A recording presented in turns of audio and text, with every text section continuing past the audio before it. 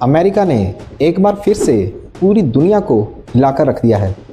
इस बार निशाने पर है लैटिन अमेरिका का एक देश वेनेजुएला।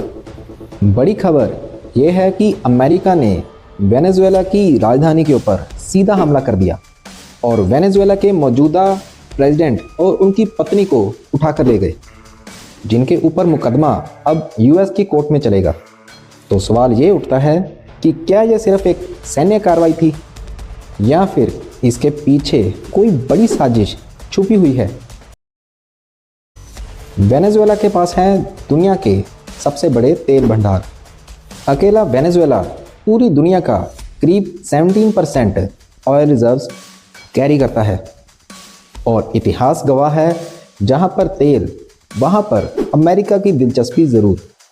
दरअसल वेनेजुएला के प्रेसिडेंट मदुरो लगातार अमेरिका की नीतियों का विरोध करते आ रहे थे, क्योंकि अमेरिका चाहता है कि उनकी कंपनीज को कॉन्ट्रैक्ट मिले वेनेजुएला से तेल एक्सट्रैक्ट करने के लिए, जिसके लिए मदुरो राज़ी नहीं थे। मदुरो की रशिया और चाइना के साथ नज़दीकियां भी काफ़ी ज़्यादा थी, क्योंकि एक तरफ वेनेजुएला और रशिया के बीच में कई तरह के डिफेंस पैक्ट भी साइन हो रहे थे और Venezuela Russian made defence system भी इस्तेमाल कर रहा था। और रही बात चाइना की, तो चाइना के साथ जो व्यापार चल रहा था वो चाइनीज़ करेंसी में चल रहा था, जो कि सीधे तौर पर डी-डॉलराइजेशन की तरफ इशारा था। इसलिए जब अमेरिका को ये लगता है कि कोई देश उसके हिसाब से नहीं चल रहा, तो ऐसे में अमेरिका उस देश में डेमोक्रेसी का हवाला देकर उस देश के ऊपर हमला कर देता है।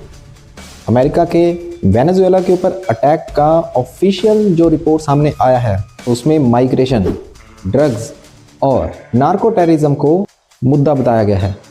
मगर असल वजह क्या है?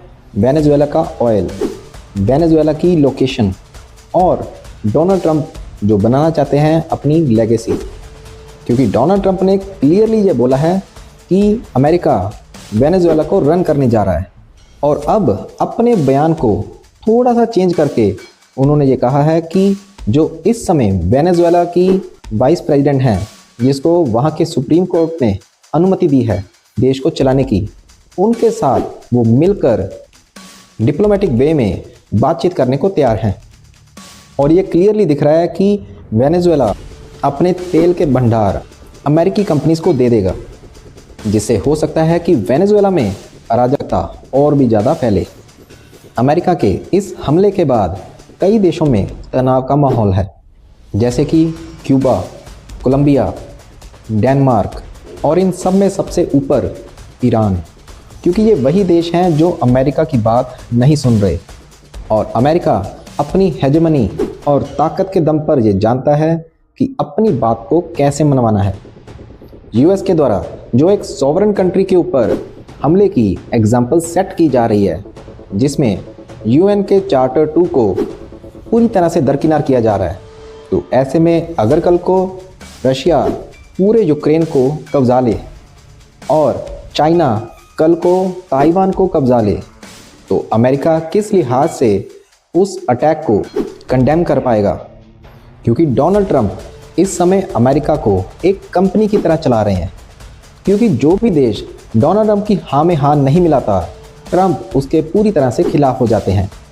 इसी बीच डोनाल्ड ट्रंप की तरफ से भारत को भी टैरिफ बढ़ाने की धमकी दी गई है, मगर इस मामले पर भारत की तरफ से इस समय तक किसी भी तरह की कोई प्रतिक्रिया नहीं आई है। हम कह सकते हैं कि यूएस के द्वारा वेनेजुएला के ऊपर हमले के बाद पूरी दुनिया में तनाव का माहौल बना हुआ है और अब बहुत सारे देश अपने डिफेंस बजट को और भी ज़्यादा बढ़ाएंगे। तो क्या यूएस के द्वारा उठाया गया ये कदम तीसरे विश्व युद्ध की तरफ इशारा है, या फिर ये अमेरिका की रेड लाइन पॉलिसी का एक हिस्सा है? क्या अमेरिका को किसी भी देश के ऊपर हमला करने का अधिकार है, या फिर ये सिर्फ एक ताकत की राजनीति है? इस मामले पर अपनी राय ज़रूर दें।